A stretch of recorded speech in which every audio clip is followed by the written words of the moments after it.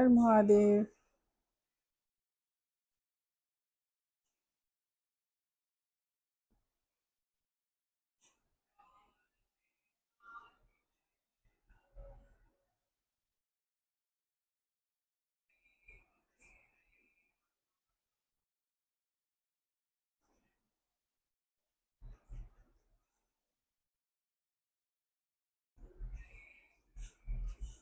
कुछ लोग आपको सलाह देते हैं कि आप अपने शरीर पे ना पितरों को कैसे बुलाएं। ठीक है, पितरों को शरीर पे बुलाना बंद करें।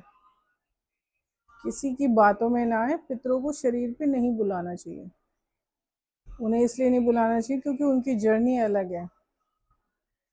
आप उनके ब्लड रिलेशन में से हैं, लेकिन जब शरीर यहाँ से छूट जाता है ना, तो उनका आपका कोई नाता नहीं है। फिर भी लोग पितरों को दे पितरों के नाम पर पता नहीं क्या क्या दान करते रहते हैं और अपने शरीर पे बुलाते हैं। फिर उनसे अपनी मनोकामनाएं बोलते हैं और फिर भुगतते हैं। जो चीज आपको कुछ चीज नहीं मिली है ना, तो उसमें थोड़ी ना संतुष्टि रखो। ठीक है ना, बच्चे नहीं होते हैं, लोग क्या करते हैं, अपने शरीर पे पितरों को बुलाकर और उससे फिर मांगते हैं। आप ऐसा ना करें, ये बहुत बड़ी गलती होती है। अब मेरा दूसरे किसी हीलर का मैं नहीं जानती, लेकिन मैं अपने शरीर पे किसी अपने आज तक किसी पितर को बुलाया नहीं है और ना मेरा बुलाने का इरादा है, क्योंकि ये शरीर पर आने नहीं चाहिए। ये आपको बीमार कर देंगे। आप इन्हें बुलाओगे ना शरीर के ऊपर, तो ये आपको बीमार कर देंगे। आप कहीं के नहीं रहोगे। लोग लालच में बुला लेते हैं ना कि हमारी ये पूर्ति कर दो, हमारा ये कर दो, हमारा वो काम कर दो। ये जो ये रास्ते हैं ना, ये टेढ़े रास्ते ना अपनाना बंद कर दो। ये नाश का कारण बनेगा आपके आगे चलकर। क्योंकि वो जो भगवान ने चीज अगर नहीं दी है, अगर आप पितरों से मांगते हो, तो वो परेशानी देता है। हाँ, पितर अपने आप अगर कुछ करते हैं आपके लिए, तो वो चीज अलग हो जाती है। ठीक है ना, वो तरीका अलग होता है कि वो आपकी मदद कर रहे हैं या कुछ करने की कोशिश कर रहे हैं। लेकिन शरीर पे बुलाने की गलती ना करें, उन्हें पूजने की गलती ना करें। आप पूछते हो ना, तो आप ये लगा लो, आपकी न मुक्ति होगी न मोक्ष होगा।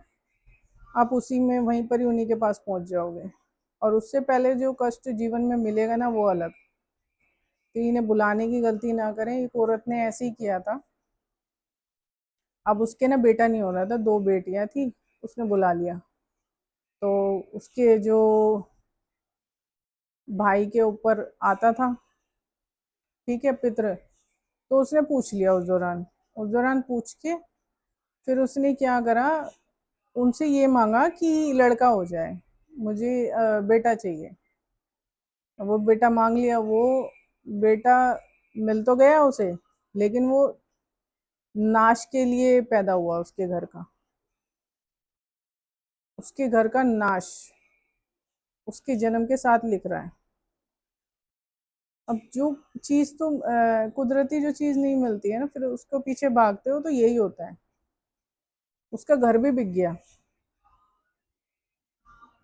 और वो बिजनेस भी जो था उसका, वो ठप होता चला गया जब से वो लड़का पैदा हुआ। तो आप सोचो, आप कर क्या रहे हो।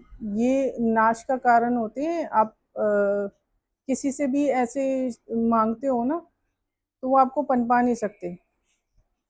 पितृलोक में है वो प्रेत, उसमें वो कोई वो नहीं है, भगवान नहीं बन गए हैं जो आप उनसे मांग रहे हो। ठीक है, कि कुल के हैं तो मांग लेते हैं, तो ऐसा हो जाएगा, अच्छा हो जाएगा। पैसा मांग लेते हैं, बिजनेस चल जाए, ये मांग लेते हैं। या अपने सामान की देखभाल करने के लिए उनसे कह देते हैं। ये आप पाप के रास्ते पे चल रहे हो। विनाश का कारण है ये। फिर दूसरों के पास जाके बोलोगे कि हमें ये परेशानी हो रही है और ये परेशानी हो रही है। ये तो मैंने एक उदाहरण बताया है कि उसका जो बेटा पैदा हुआ, वो उसके नाश का कारण बन गया। ठीक है ना। तो मकान बिक गया, बिजनेस नहीं चल रहा, तो इससे बड़ा नाश और क्या होएगा इंसान का, कि उसके घर की छत भी, जो सर की छत थी, वो भी नहीं रही। अब आप ऐसे में करोगे क्या? उसके बाद क्या रह जाता है? फिर उसे बुलाओगे, फिर उससे कहोगे मेरा घर दिलवा दे, मेरा बिजनेस चलवा दे। सारी चीज़ें ठप हो गई ना उसके बेटे के जन्म के साथ ही। कुछ चीज़ फलित नहीं होती है, इसलिए भगवान नहीं देता है। लेकिन जिनके संतान नहीं होती है ना, वो भी संतान के लिए दौड़ते भागते रहते हैं।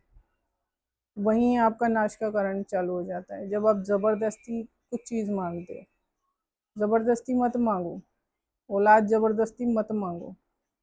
और वैसे भी बच्चे होते हैं तो ये आधे से ज़्यादा 90% बच्चे आपके कर्मों के अनुसार ही होते हैं। आपका विनाश का कारण होते हैं, नाश का कारण होते हैं, क्योंकि ज़्यादातर बच्चे दरिद्रता लेकर आते हैं। माँ बाप में वो हो जाती है, तलाक हो जाता है, बहुत चीज़ें होती हैं, क्योंकि ये श्राप लिए हुए होते हैं ये चीज़ें। आप जन रहे हो, आपको ये थोड़ी पता है कि वो अब क्या वो नाश लेकर विनाश लेकर अपने साथ पैदा हुआ है ना। तो आपको सोचना चाहिए कि आप कर क्या रहे हो। ये सबसे गलत रास्ता देखा है मैंने लोगों का, जबरदस्ती इन्हें संतान मांगनी है। मंदिरों में भी जाएंगे ना तो हमारी ये मन्नत वो मन्नत, वो आप गलत रास्ते पर हो। अभी मेरे किसी किसी के परदादा से कनेक्शन हुआ था। तो सुबह के 3 बज रहे थे, ब्रह्म मुहूर्त का टाइम था, 3:30 के लगभग। तो वो ना मुझे कोई बात बताना चाहते थे, मुझ तक पहुँचाना चाह रहे थे। तो उन्होंने क्या किया था, उन्होंने मेरी फिंगर पकड़ी थी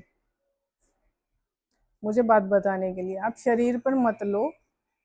अब मेरे पास तो शक्तियाँ, इसलिए मैं कह नहीं सकती कि आप शरीर पर लेते हो तो वो गलत हो जाता है। मैं शरीर पर किसी के पितृ को लेती नहीं हूँ। तो उन्होंने क्या करा था कि उन्होंने कोशिश कई बार की थी, लेकिन मैंने नकार दिया था। तो उन्होंने कोशिश की, फिर मेरी ये उँगली पकड़ी थी उन्होंने। फिर उँगली पकड़ने के बाद उन्होंने सब कुछ मुझे बताया था कि वो क्यों कांटेक्ट करना चाह रहे हैं, और वो किसके दादा हैं, परदादा हैं, और क्या कहना चाह रहे हैं, क्या बात पहुंचाना चाह रहे हैं। तो मुझ तक तो उन्होंने बात पहुंचा दी है, मैं समझ गई थी, वो जवाब लेने के लिए आए थे। तो ये एक, उससे मुझे कोई नुकसान नहीं हुआ है, क्योंकि उन्होंने फिंगर पकड़ी है अपनी बात बताने के लिए। तो यहाँ तक तो ठीक है कि उन्होंने फिंगर पकड़ ली बात बताने के लिए, क्योंकि कौन इंसान मोक्ष नहीं चाहता, हर कोई मोक्ष चाहता है। वो अपनी बात पहुंचाना चाहते हैं। तो जब उन्हें दिखा तो उस ब्रह्म मुहूर्त में मुझसे उन्होंने कनेक्शन किया। फिर उन्होंने फिंगर पकड़ी और सारी बातें मुझे बताई। तो क्योंकि मैं शरीर पर लेती नहीं हूँ, उन्हें पता था कि वो नहीं आ सकते शरीर के ऊपर। तो आप ना अपने शरीर पर लेना बंद करो, किसी भी एनर्जी को शरीर पर लेना बंद करो। मैंने कई बार एक्सपेरिमेंट किए हैं इस चक्कर में कि पोर्टल, मैंने कई पोर्टल खोले हैं और वो पोर्टल्स मैंने बंद भी किए हैं। मैं देखना चाहती थी कि वाकई में ये चीज़ें मतलब अ, किसी उसमें एक कंट्री से दूसरी कंट्री में कोई सोल जा सकती है या नहीं, या आना जाना होता है कि नहीं, ऐसा कनेक्शन बैठता है कि नहीं। तो हाँ, मैंने पोर्टल खोले थे, ये तो मैंने किया था।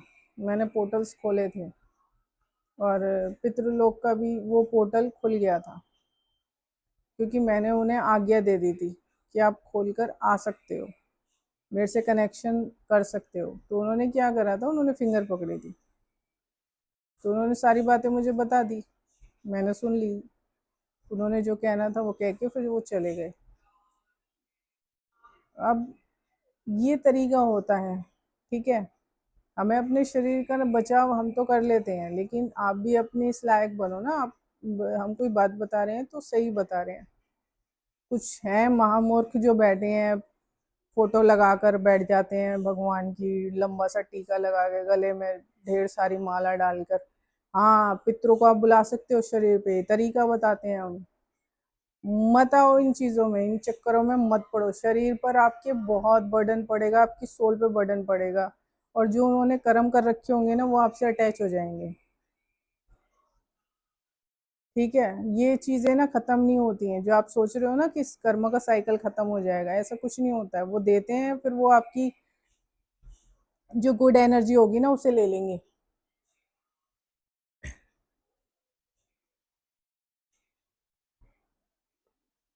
जो आपकी गुड एनर्जी होगी ना उसे ले लेंगे। अब आपकी जो अपने जो अच्छे कर्म करे होंगे ना वो अपनी तरफ खींच लेंगे। तो सोचो आप क्या कर रहे हो, आप शरीर पर ले रहे हो तो वो सारी आपके जो कर्मों के जो अच्छे कर्मों का फल है ना वो खींच लेंगे। ठीक है, तो इससे बड़ा नुकसान होगा आपको, आपकी सोल को मुक्ति नहीं मिलेगी।